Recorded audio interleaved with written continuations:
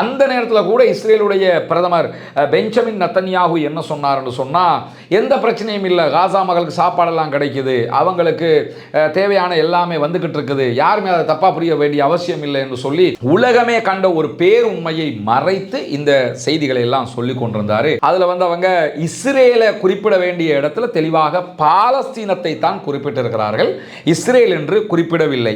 பாடம் நடத்துகிறவர்களுக்கும் அதை தெளிவாக அவங்க ஃபுட் நோட் போட்டு நீங்க இத பாலஸ்தீனம் தான் இது என்று சொல்லி தெளிவுபடுத்தியே மெயிலாக அனுப்பி இருக்கிறாங்க.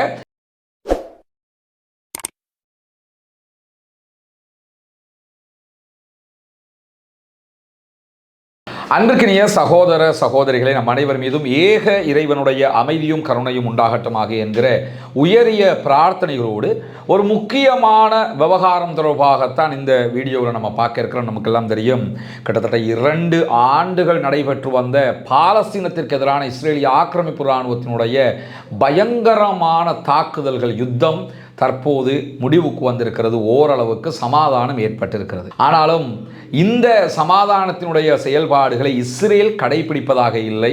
இஸ்ரேல் தன்னுடைய பின்வாங்கிய எல்லையில் நின்றுக்கிட்டு காசா அப்பாவிகள் மேலே தாக்குதல்களை நடத்தி கொண்டிருக்கிறார்கள். அதே நேரத்தில் சமாதான நேரத்தில் எதையெல்லாம் நாங்கள் உள்ளே அனுமதிப்போம் என்று சொன்னார்களோ அவற்றுக்கெல்லாம் அவர்கள் தடை விதித்து கொண்டிருக்கிறார்கள். ஈவன் ரஃபா பார்டர் இதுவரைக்கும் முழுமையாக திறக்க முடியாமல் இருக்கிறது. அவங்க இன்னும் திறக்காமல் இருக்கிறாங்க. இது பற்றிய விரிவான தகவல்களை நம்முடைய இரவு அப்டேட்டில் நீங்கள் இன்ஷா அல்லாஹ் பார்க்க முடியும். இந்த வீடியோவில் நம்ம தெரிந்து கொள்ள இருக்கிற முக்கியமான பகுதி என்னன்னு கேட்டால், இந்த பாலஸ்தீன யுத்தம் என்பது சர்வதேச மட்டத்தில் ஜியோனிஸ்ட் யாரு, அவர்களுடைய கொள்கை கோட்பாடுகள் என்ன, யூதர்கள்னா யார், இவர்கள் செய்த அநியாயங்கள் என்ன, இவர்கள் மேலே இந்த உலகு பரிதாபப்பட்டது சரியா இல்லையா என்பதையெல்லாம் மீள் பரிசீலனை செய்கிற அளவுக்கு நிலைமை மாறிவிட்டது. ஏன்னா 77,000க்கு மேற்பட்டவர்கள் கொல்லப்பட்டு 1,55,000க்கு மேற்பட்டவர்கள் படுகாயமடைந்து ஒரு நாட்டினுடைய முழு நிலப்பரப்பும் அளிக்கப்பட்ட ஒரு மாபெரும் யுத்தம். உண்ண உணவில்லாமல், எடுப்பதற்கு மருந்துகள் இல்லாமல் அந்த மக்கள் செத்து மடிந்தார்கள். அந்த நேரத்தில் கூட இஸ்ரேலுடைய பிரதமர் பெஞ்சமின் நத்தன்யாகு என்ன சொன்னார்னு சொன்னால், எந்த பிரச்சனையும் இல்லை, காசா மக்களுக்கு சாப்பாடெல்லாம் கிடைக்குது, அவங்களுக்கு தேவையான எல்லாமே வந்துக்கிட்டு இருக்குது, யாருமே அதை தப்பாக புரிய வேண்டிய அவசியம் இல்லை என்று சொல்லி உலகமே கண்ட ஒரு பேருண்மையை மறைத்து இந்த செய்திகளை எல்லாம் சொல்லி கொண்டிருந்தார். உலகம் முழுவதும் இது பாரிய எதிர்ப்புகளையும் வெறுப்புகளையும் உண்டாக்கி இருக்கிறது. அதனால தான் உலகத்தில் இருக்கக்கூடிய பல நாடுகளும் தற்போது பாலஸ்தீனத்திற்கு ஆதரவாக திரண்டு நிற்கிறார்கள். கடந்த ஐநாவினுடைய அமர்வில் 10க்கும் மேற்பட்ட நாடுகள் பாலஸ்தீனத்தை தனி நாடாக அங்கீகரித்ததெல்லாம் பார்த்துருக்கோம், ஈவன் பிரித்தானியா உட்பட. இந்த மாதிரியான சூழலில் நேற்று நடைபெற்ற ஒரு சம்பவம் அமெரிக்காவில் ஒரு பெரிய அதிர்ச்சி அலையையே உண்டாக்கி இருக்கிறது. என்னென்னா, இந்த ஒவ்வொரு நாடுகள்லையும் ஒவ்வொரு சங்கங்கள் இருக்குது, தொழிற்சங்கங்கள் இருப்பாங்களா இல்லையா? அந்த அடிப்படையில் அமெரிக்காவினுடைய தேசிய ஆசிரியர் சங்கம் இருக்கிறது. இந்த ஆசிரியர் சங்கத்தினால அவர்களுடைய உறுப்பினர்கள் கிட்டத்தட்ட 3 மில்லியன் உறுப்பினர்கள் அவங்களுக்கு இருக்கிறாங்க. 30 லட்சம் பேர் அவர்களுடைய உறுப்பினர்களாக, ஆசிரியர்களாக இருக்கிறார்கள். இந்த 30 லட்சம் பேருக்கும் அவங்க ஒரு இமெயில் அனுப்புகிறாங்க. அதை பழங்குடியின மக்களை பற்றிய பாடம் நடத்துவதற்கான ஒரு சுற்றறிக்கை ஒன்று அனுப்புகிறாங்க. நீங்கள் இதை பாடமாக மாணவர்களுக்கு கொண்டு போய் சேர்க்கணும் அப்படின்னு சொல்லி அந்த இமெயிலில் அனுப்பப்படுகிறது. பழங்குடியின மக்கள் மற்ற இனக்குழுக்களை பற்றிய தரவுகள் எல்லாம் அதிலே இருக்கிறது. அவர்கள் அனுப்பிய அந்த இமெயிலில் அதிர்ச்சிகரமாக என்ன தகவல் அவங்க சொல்லி இருக்கிறாங்கன்னு சொல்லி சொன்னால், பாலஸ்தீனம் என்கிற வரைபடம் தான் அதிலே பாலஸ்தீனம் தொடர்பாக கொடுக்கப்பட்டிருக்கிறதே தவிர எந்த இடத்திலும் இஸ்ரேலிய வரைபடம் இல்லை. நீங்கள் முன்னாடி பார்க்க முடியும் அவங்க வெளியிட்டிருக்கக்கூடிய வரைபடத்தை. இந்த சவுதி அரேபியா அந்த மேப் எல்லாமே கரெக்டாக தெரியுது. அதில் அவங்க இஸ்ரேலை குறிப்பிட வேண்டிய இடத்துல தெளிவாக பாலஸ்தீனத்தை தான் குறிப்பிட்டிருக்கிறார்கள், இஸ்ரேல் என்று குறிப்பிடவில்லை. பாடம் நடத்துகிறவர்களுக்கும் அதை தெளிவாக அவங்க ஃபுட் நோட் போட்டு நீங்கள் இதை பாலஸ்தீனம் தான் இது என்று சொல்லி தெளிவுபடுத்தியே மெயிலாக அனுப்பி இருக்கிறாங்க. ப்ளஸ் அதை விட அதிகமாக அவங்க செய்திருக்கக்கூடிய ஒரு காரியமும் என்னென்னு கேட்டால், அக்டோபர் 7ஆம் தேதி பாலஸ்தீனத்தினுடைய விடுதலை இராணுவம் இஸ்ரேல் மேலே தாக்குதல் நடத்தி இருந்தாங்க.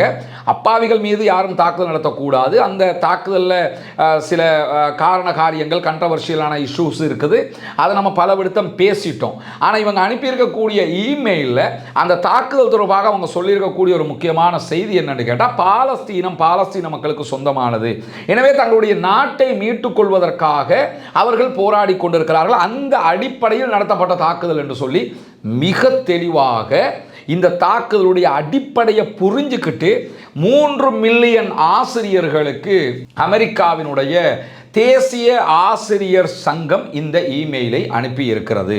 இப்போ அது பெரிய சர்ச்சையாக வச்சு பிறகு அவங்களுடைய வெப்சைட்லலாம் இதை போட்டாங்க. இதுதான் எங்களுடைய நிலைப்பாடுன்னு தெளிவாக போட்டாங்க. அது பெரிய சர்ச்சையாக வெடித்து அமெரிக்காவினுடைய மற்ற தொழிற்சங்கங்கள் அதற்கு எதிராக கருத்துக்களை எல்லாம் வெளியிட்டு பெரிய ஒரு கன்ட்ரவர்ஷியலாக மாறினதுக்கு பிறகு என்ன பண்ணியிருக்கிறாங்கன்னு கேட்டால் அவர்களுடைய இணையதளத்தில் இருந்து அந்த மேப்பை ரிமூவ் பண்ணியிருக்கிறாங்க.